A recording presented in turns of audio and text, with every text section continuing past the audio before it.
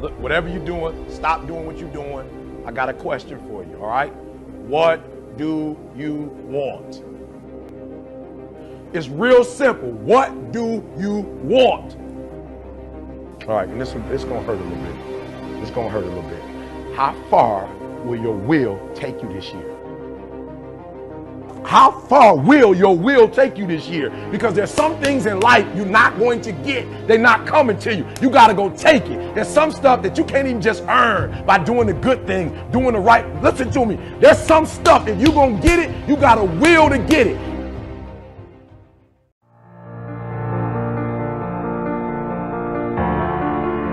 Listen to me very closely.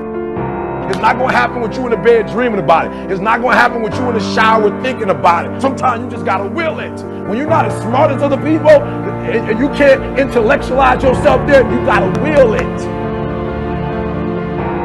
Listen to me. When you want to succeed as bad as you want to breathe, when you ain't got nothing left in your tank, you got to think about the people in your life that you're doing this for. And then if you can think about them, you can go one more mile. You can go one more day at work. Listen to me, when you're doing it for somebody else, when you like that lion, if I don't grind, if we don't grind, if I don't grind, they don't eat. I wish I could tell you something else. I wish I could tell you tired, go take a break. I wish I could tell you tired, rest for a year. I wish I could tell you that it's gonna get easier. I wish I could tell you it's gonna get easier. I wish I could tell you that if you just keep going, it's gonna get lighter. The weight is gonna get lighter. I wish I could tell you that, but that's not the truth. The truth is you gotta find something within. And that's gotta elevate you, and that's gotta drive you, and that's gotta move you. And when you find out what your why is, when you find your why, you find a way to make it happen.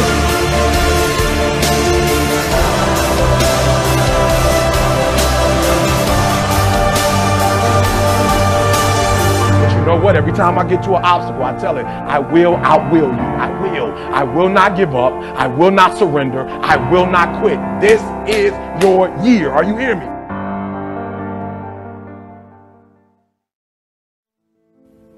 Have you ever thought about something you wanted to do and you talk yourself out of it? The goals that you right now have, the things that you have envisioned for yourself, this is a reflection. What you've done thus far and what you are engaged in doing is what's possible for you right now. But there's even more. You don't even know what's in the future. It's possible. I can do this. I can make this happen. No matter how bad it is or how bad it gets, I'm going to make it. Say that to yourself every day. Feed your mind with words that you write and words that you hear and words that you speak to yourself. Feed your faith. If you believe in yourself, if you constantly remind yourself after every defeat, after every setback, every time you get knocked down, I've got to say, if life knocks you down, try and land on your back, because if you can look up, you can get up. You will fail your way to success. I think it's time to revisit and look at your goals and dreams, and let's raise the bar. Do you really want to win?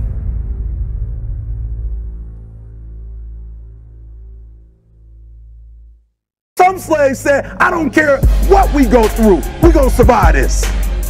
400 years of slavery, we're gonna get through this. And you can't get through it 1825.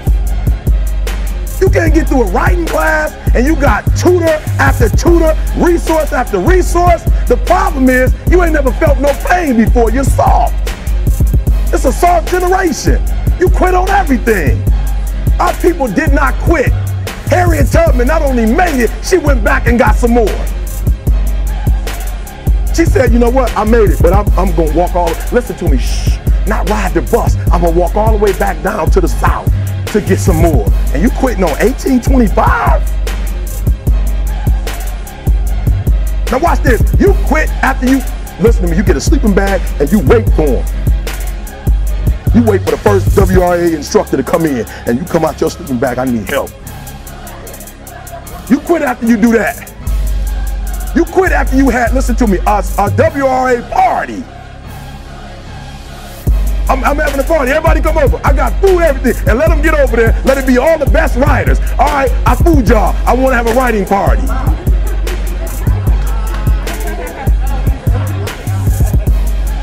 I'm serious. You quitting and you ain't even tried yet. Last one, I'm sorry. Last one. Listen to me. Pain is temporary.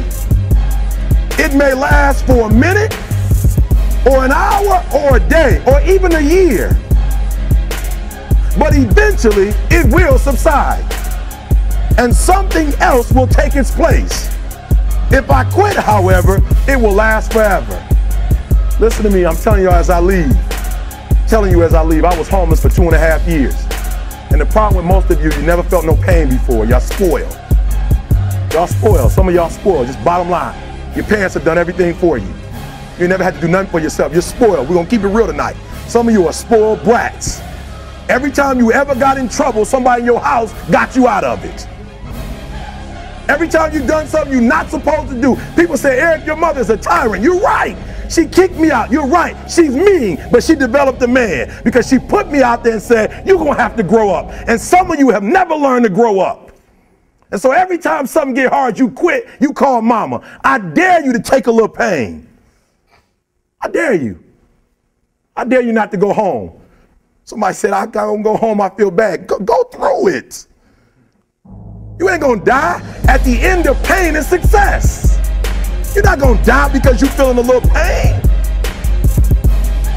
I'm not eating like I eat at home. That's why you're about to go to the next level, because if you keep eating like you ate at home, you'll keep being a boy or a girl.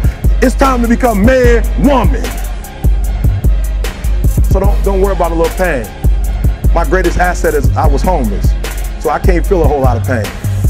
I've already been alone. There's not a whole lot of hurt I can feel on a little paper, on a little test. So I leave you, listen to me. We have gotten to a point where it's midterms and we're moving forward. The days of you getting money, I'm not saying we quitting, but I'm saying the day has got to go from external to internal. You have to give it everything you got. No more TV, no more parties, no more playing. If you don't have a 4.0, what you need to be doing is studying. Get off the phone. I'm sorry, I'm not available until the end of this year.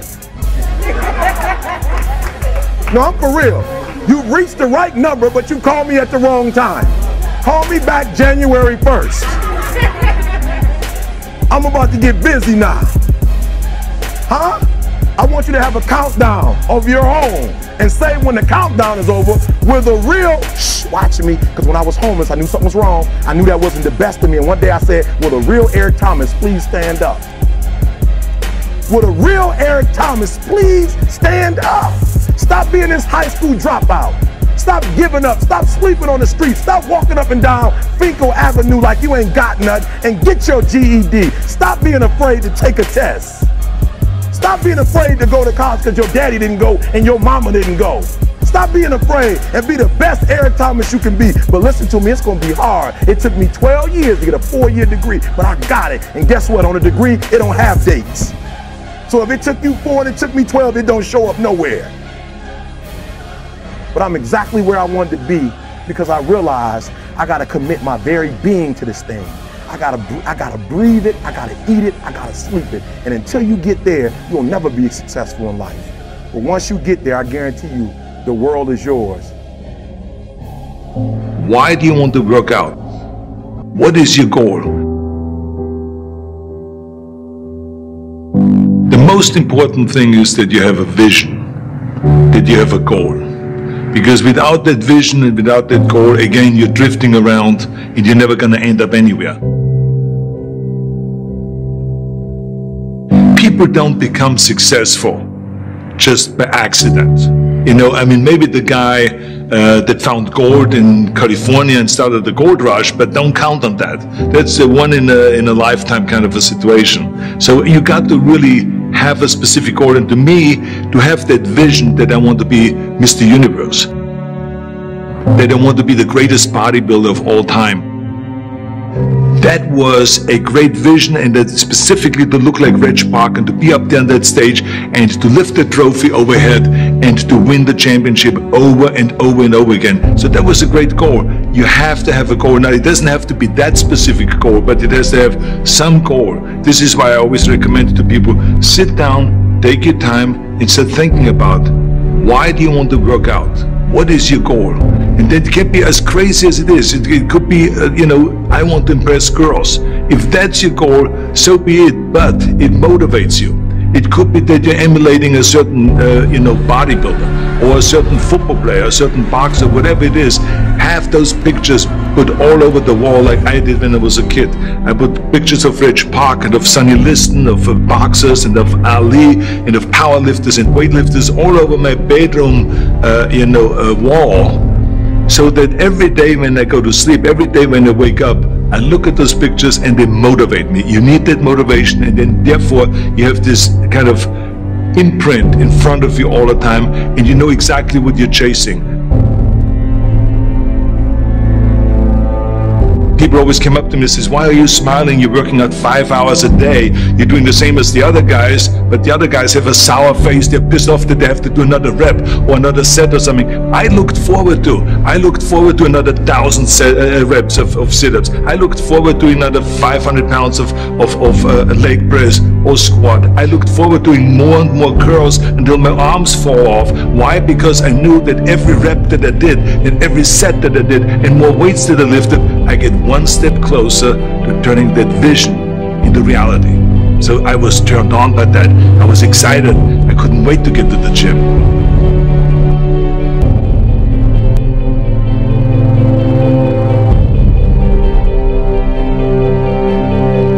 I remember that when I weighed 245 pounds, and Bob Rafelson, the director of Stay Hungry, said to me that I'm interested in having you come in for a reading and work on your acting and all this, because I'm interested in having you in a movie to star with Jeff Bridges and with Sally Fields. I was delighted about that, and I was excited, and I started pumping up more and more. And then he said, but I don't want you to weigh more than 210 pounds. You want me to be in the movie, but I'm weighing 245, 246.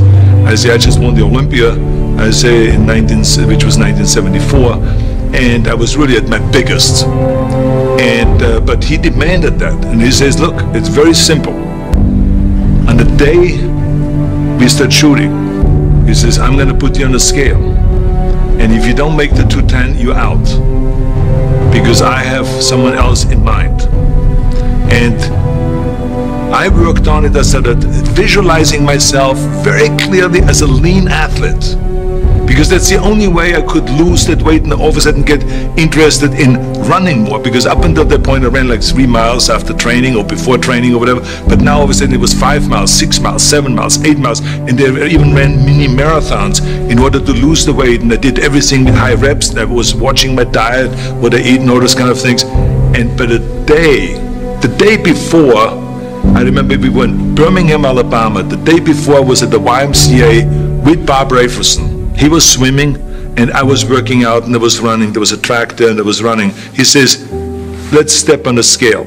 And I stepped on the scale and I weighed 209. So it just shows to you what is possible if you visualize exactly what you want to look like.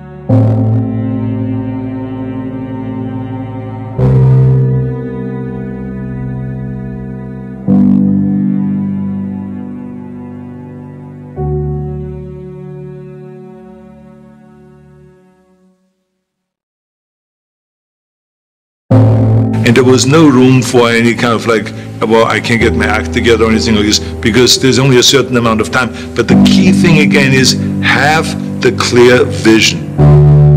Have the specific goal of what you want to accomplish, because then you never go to the gym and you say, the day I feel down a little bit, I don't know what it is all about, I don't know my life, I'm confused. No, I tell you that I was a perfect example of someone that was not confident at all.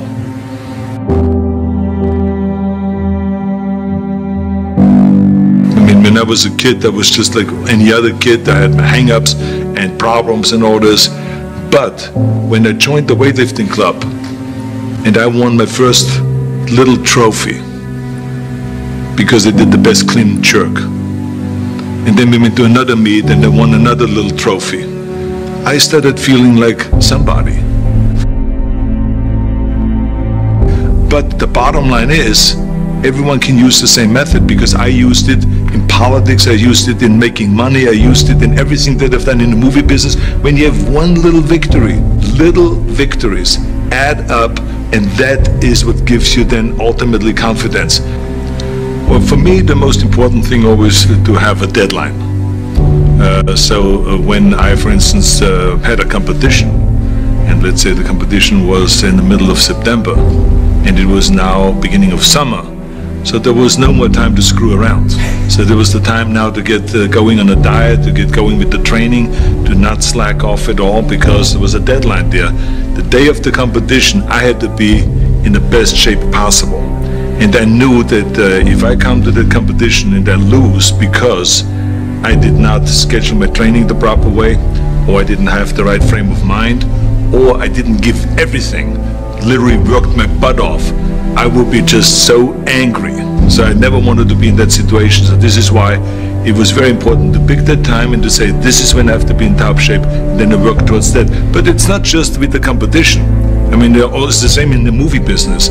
I mean, to me, it was always a big advantage when I said, okay, my movie starts on April 1, and I have now 3 months, so I have to get really in great shape.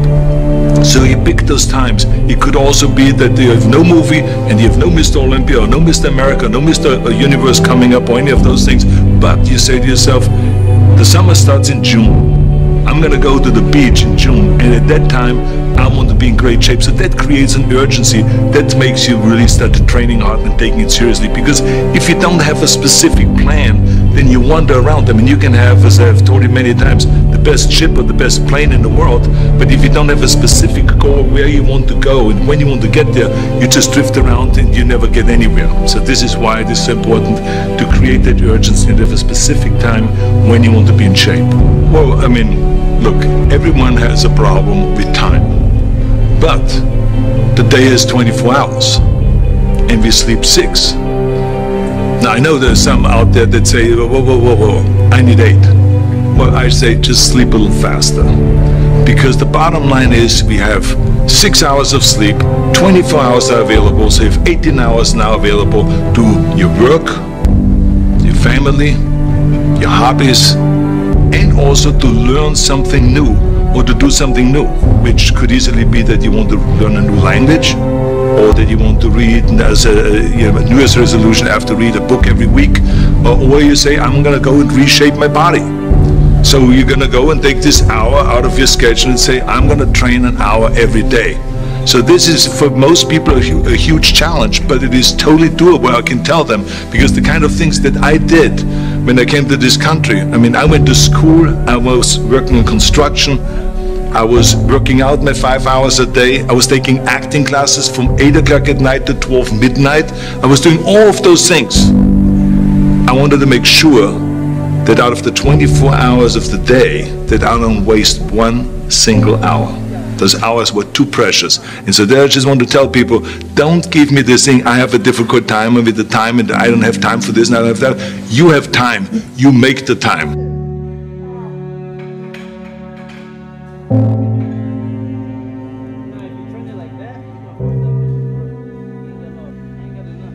Shit, big as fuck. You see them big motherfuckers, look at the 22. Powerful as shit. That's what I want. 22. Oh my god. You ready? Yes.